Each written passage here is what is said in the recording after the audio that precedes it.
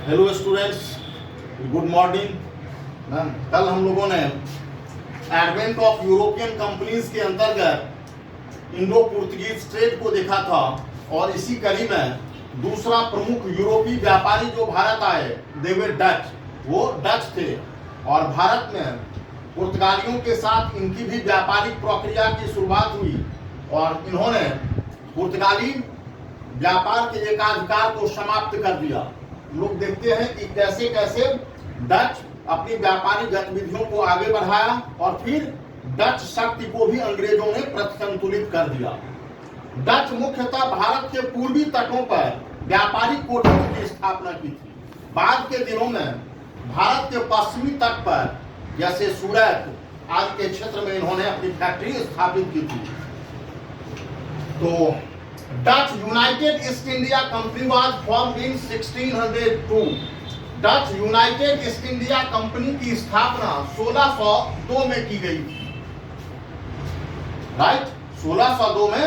अब जैसे कंपनी की स्थापना के बारे में पूछा जाता है, ईस्ट इंडिया कंपनी और डच ईस्ट इंडिया कंपनी की स्थापना, तो ईस्ट इंडिया कंपनी जो इंग्लैंड का था, है ना, the United Company of merchant of England trading to the East के नाम से, तो 1599 में और कहीं कहीं 1600 में लिया जाता है। तो जब कंपनी की स्थापना से संबंधित प्रश्न पूछे जाएंगे तो ईस्ट इंडिया कंपनी जो ब्रिटिशर्स के द्वारा सेटअप हुआ था वो पहले हो गया था। राइट, हाँ, अगर सीक्वेंस में आता है तो, या भारत में अगर आगमन की बात होती है तो फिर डच आ जाएगा। कंपनी के सेटअप की बात जब आती है तो ईस्ट इंडिया कंपनी जो इंग्लैंड का था वो पहले सेटअप हो चुका था और भारत में आगमन की बात होती है तो डच आए थे, जो पहले सेटअप किए थे। तो डच ईस्ट इंडिया कंपनी जो थे, डच मुख्यतः क्या थे, जो बस्ती के रूप में they were scattered in the northern Europe. Scattered थे but they belong to Netherland, जो हॉलैंड भी कहलाता है डच, है ना। कई डची बस्तियां थी इसमें। राइट, तो it was a national undertaking company. ये क्या थी, एक राष्ट्रीय कंपनी थी, अर्थात नेशनल, वहां के गवर्नमेंट का कंट्रोल था इस कंपनी पर, नेशनल सपोर्ट था, ये राष्ट्रीय कंपनी थी, ये मींस स्टेट स्पॉन्सर्ड कंपनी थी, ये राज्य प्रायोजित कंपनी थी। जैसे कि फ्रांसीसियों के संदर्भ में आप देखेंगे, फ्रेंच कंपनी भी क्या था, स्टेट स्पॉन्सर्ड था, national undertaking, unlike East India Company of England. It was a national undertaking company granted exclusive right to trade with India and the East Indies. और इस कंपनी को भारत एवं पूर्व के साथ व्यापार करने का अनन्य अधिकार प्रदान किया गया था। भारत एवं पूर्वी क्षेत्रों के साथ व्यापार करने का अनन्य अधिकार प्रदान किया गया था। कई बार पूछ लेता है कि यह कंपनी क्या प्राइवेट कंपनी थी या नेशनल कंपनी थी, तो national undertaking company, state sponsored company थी। The company was vested with ample power of attack and conquest by the state. राज्य के द्वारा कंपनी को किसी क्षेत्र विशेष पर आक्रमण करने और प्रदेशों पर विजय करने का की शक्ति प्रदान की गई थी। क्या की गई थी, कंपनी को किसी क्षेत्र विशेष पर आक्रमण करने और उसके विजय करने का अधिकार की शक्ति प्रदान की गई थी।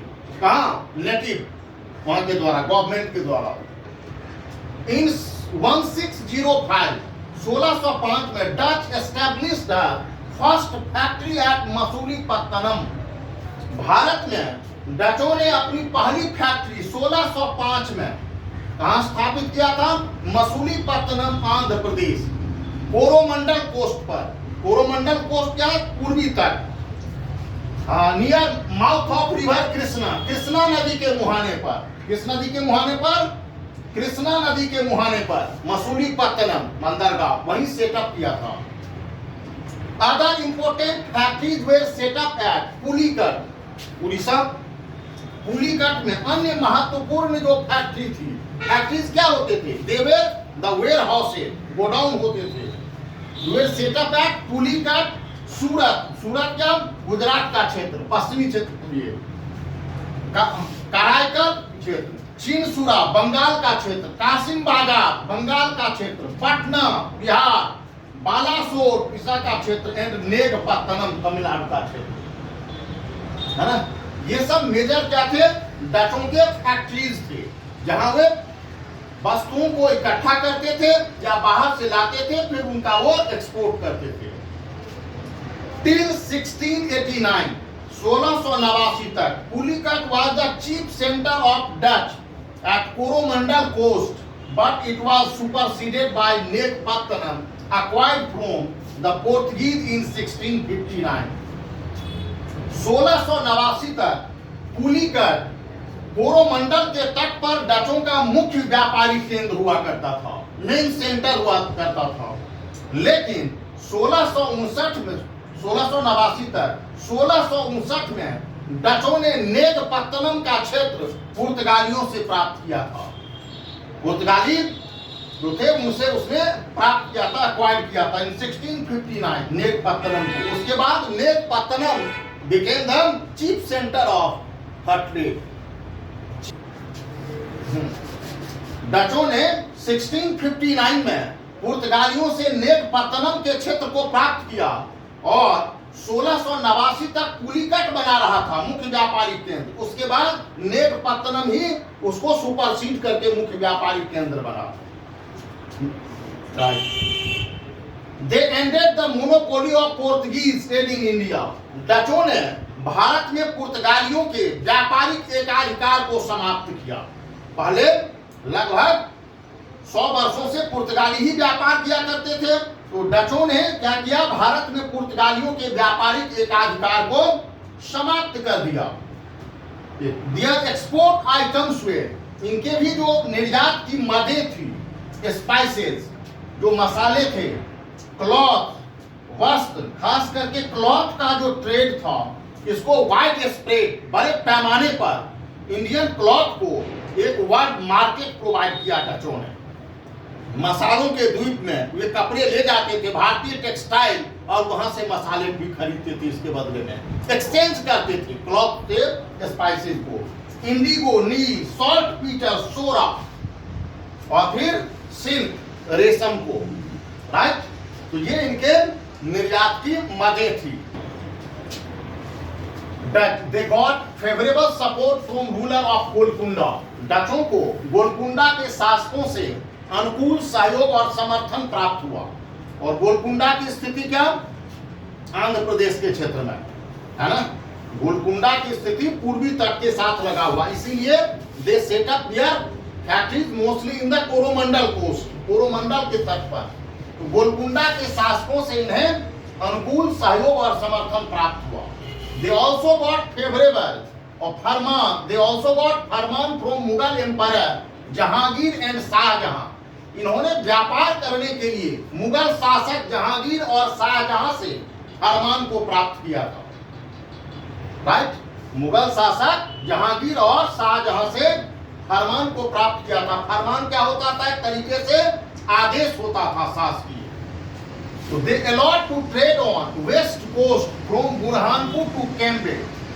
मुगल शासकों ने इन्हें भारत के पश्चिमी तट पर व्यापार करने हैं, बुरहानपुर जो महाराष्ट्र में है और कैम्बे जो बंदरगाह गुजरात तक व्यापार करने की अनुमति प्रदान की।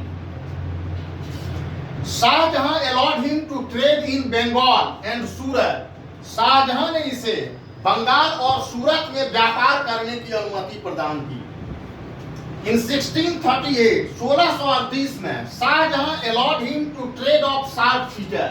शाहजहां 1638 में शाहजहां ने इन्हें सोरा के व्यापार की अनुमति प्रदान की। शाहजहां का शासनकाल क्या है, समय बताइए। 1628 से लेकर के 58 तक। हाँ, इन 1642 में Shahjahan also freed them to pay custom duty from Pipli Bengal to Agra. 1642 में शाहजहां ने डच कंपनी को पीपली से आगरा तक राहदारी कर से मुक्त कर दिया। अर्थात इस रास्ते में पड़ने वाले कोई भी चुंगी जो है, जो कस्टम ड्यूटी जो है ऑक्ट्रॉय, कोई भी चुंगी इन्हें नहीं देना पड़ेगा। फ्रॉम पीपली, पीपली कहाँ? बंगाल। वैसे पीपली कुरुक्षेत्र के पास में है, हरियाणा में भी, लेकिन यह पीपली बंगाल का, पीपली वेस्ट अर्थात Bengal to Agra. Aurangzeb also bestowed them all the facilities provided by Shahjahan. Aurangzeb ने डचों को शाहजहां के द्वारा दी गई सारी सुविधाओं को बरकरार रखा। शाहजहां ने जो सुविधा डच व्यापारियों को दिया हुआ था, ये सारी सुविधाओं को औरंगजेब ने उसे बरकरार रखा। जहांगीर शाह इन 1712, जहांगीर शाह 1712 में औरंगजेब के मृत्युपरांत कौन शासक बना था? बहादुर शाह प्रथम मुअज्जम 1707 से 1712, और फिर इसके बाद जहांगीर शाह 1 वर्ष के लिए बना था। तो जहांगीर शाह इन 1712 also provided all the facilities given by Aurangzeb. Jahangir Shah ने भी डचों को औरंगजेब द्वारा दी गई सारी सुविधाओं को बहाल रखा, जो सुविधाएं औरंगजेब के समय काल में मिली हुई थी। Shah Alam freed them to pay octroi duty in all over Mughal territory. अर्थात शाह आलम ने भी संपूर्ण मुगल साम्राज्य में डचों को राहदारी कर से मुक्त कर दिया। मुगल प्रदेश में जो मुगल क्षेत्र था, संपूर्ण मुगल प्रदेश में इन्हें चुंगी या राहदारी कर से मुक्त कर दिया। Right, next one. The Britishers joined hands with Portuguese to eliminate Dutch। अंग्रेजों ने क्या किया? तो डचों को भारत से बाहर निकालने हेतु पुर्तगालियों से हाथ मिलाया, है ना। डचों को भारत से बाहर करने हेतु पुर्तगालियों से हाथ मिलाया, क्योंकि डच भारत के साथ व्यापार करके काफी समृद्धि प्राप्त कर चुके थे, और यह अंग्रेजों के लिए काफी ईर्ष्या का भी विषय बन गया था, है ना। क्योंकि डचों ने अपने व्यापार को काफी अधिक संगठित कर लिया था, भारत से लेकर पूर्वी आर्कीपेलुगी तक, अर्थात पूर्वी द्वीपीय क्षेत्रों तक, है ना। और पुर्तगालियों के मुकाबले इनकी समृद्धि काफी अधिक हो गई थी। इन बैटल ऑफ बेदरा, आप इनको संतुलित करने के लिए अंग्रेजों ने बेदरा का युद्ध लड़ा। इन बैटल ऑफ बेदरा, बेदरा कहां? चिनसुरा, बंगाल, चिनसुरा के नजदीक। बेदरा कहां पर है? बंगाल में, चिनसुरा के नजदीक। इन 1759, 1759 में the east India company defeated Dutch. East India company ने किसे पराजित किया? डचों को पराजित किया। बेदरा के युद्ध में इनकी स्थिति को समाप्त कर दिया उसने। After that Dutch trading activities came to be ended, और इसके पश्चात डचों की व्यापारिक गतिविधियां लगभग समाप्त हो गई। बेदरा के युद्ध में ईस्ट इंडिया कंपनी द्वारा पराजित होने के पश्चात डचों की व्यापारिक गतिविधियां भारत से लगभग समाप्त हो गई। अब ध्यान दीजिएगा, बेदरा का युद्ध, बैटल ऑफ पलासी 1757। तो यहां भारत में एक कंपनी की क्या है? पॉलिटिकल भी है। अच्छा, battle of Plassey 1757, battle of Bedara 1759, वो भी बंगाल में ही और ये भी बंगाल में ही। तो पलासी के युद्ध से अंग्रेजों की स्थिति बंगाल में मजबूत हो गई थी, और जब डचों के साथ बेदरा का युद्ध लड़ा कंपनी ने, तो इस युद्ध में कंपनी ने उसको पराजित किया। The Dutch company was operated by 17 directors known as 17 gentleman. ये भी पूछ सकता है, 17 gentleman associated with Portuguese, Dutch, East India Company, French. किससे ये एसोसिएटेड था?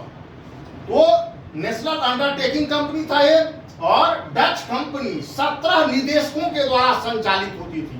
कितने? 17 निदेशकों के द्वारा संचालित होती थी, जिन्हें 17 जेंटलमैन के नाम से जाना जाता था। The Dutch dislodged the Portuguese from India's maritime trade and gave new direction to Indian trade. इन्होंने क्या किया?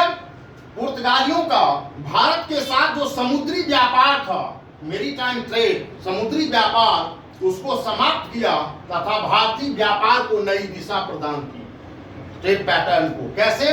दे promoted export of Indian textiles all over the world. भारतीय वस्त्र को, कपड़ों को एक वैश्विक बाजार प्रदान किया संपूर्ण विश्व में। इससे क्या हुआ, जो वाणिज्यिक क्रांति आई उसमें भारतीय वस्त्र को नया आयाम, ग्लोबल मार्केट मिला, मसाले के भी, फिर यूरोप के क्षेत्रों में डिस्ट्रीब्यूशन, और इससे भारत का जो एक्सपोर्ट वॉल्यूम था वो बढ़ा।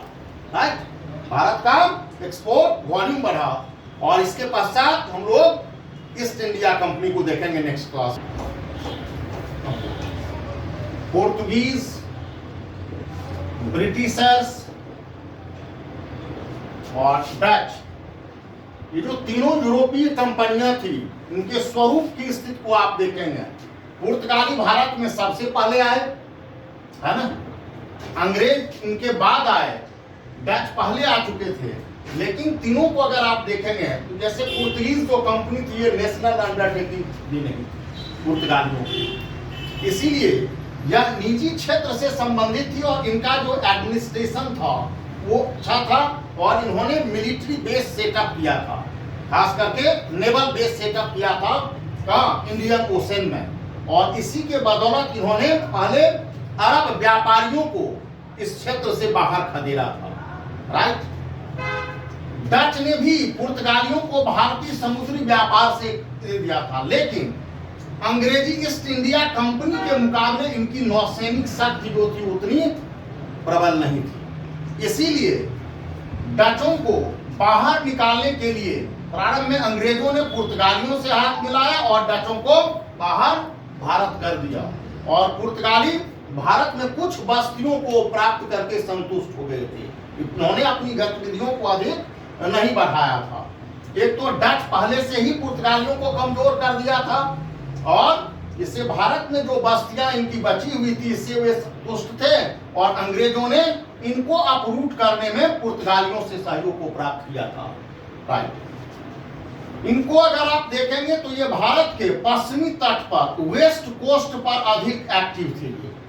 कहाँ, पश्चिमी तट या मालाबार तट पर में अधिक एक्टिव थे, जैसे कालीकट, कोचीन आदि के क्षेत्र। और डच अपने आप को ईस्ट कोस्ट पर अधिक सक्रिय रखे हुए थे। ये स्पाइस के ट्रेड में अधिक रुचि रखते थे। ये स्पाइस के साथ साथ, इसके साथ साथ जो क्लॉथ आइटम था उनके बदले ये जो आर्किपेलागो था, अर्थात मसालों के जो द्वीप था, उनसे व्यापार करते थे और भारतीय वस्त्रों से उनको एक्सचेंज किया करते थे मसाले को। इसीलिए इनका ट्रेड पैटर्न जो था वो डाइवर्सिफाइड था डचों का। राइट, तो अंतर ये भी है इनके अंतर्गत, है ना। और चूंकि इसके स्वरूप में अंतर था, अब नेशनल अंडरटेकिंग कंपनी होने के नाते वहां से, अर्थात देशी सरकार से जो वहां से निर्णय आता था उस निर्णय को फॉलो करना होता था, और डिले भी हो सकता था डिसीजन। जब जब कंपनी को किसी प्रदेश पर आक्रमण करने और विजय करने का अधिकार प्राप्त था, मिलिट्री पावर था, and the Dutch company enjoyed the military power, the trading power. लेकिन अंग्रेजों के मुकाबले इनकी जनशक्ति और खास करके नेवी जो था वो कमजोर था, और इसीलिए भारत में ये पराजित हो गए। और एक बार जब पराजित हो गए, ये अपनी कोई भी बस्ती बचा पाने में सफल नहीं रहे, जबकि पुर्तगालियों की बस्ती भारत में बनी रही, गोवा, दमन और दीव के क्षेत्र में। और अंग्रेजों ने इन सभी को संतुलित करने के लिए भारत में राजनीतिक, है ना, ब्रिटिश शासन की स्थापना की, जिसे हम लोग बाद में देखेंगे, है ना, establishment of British rule in India में देखेंगे। राइट।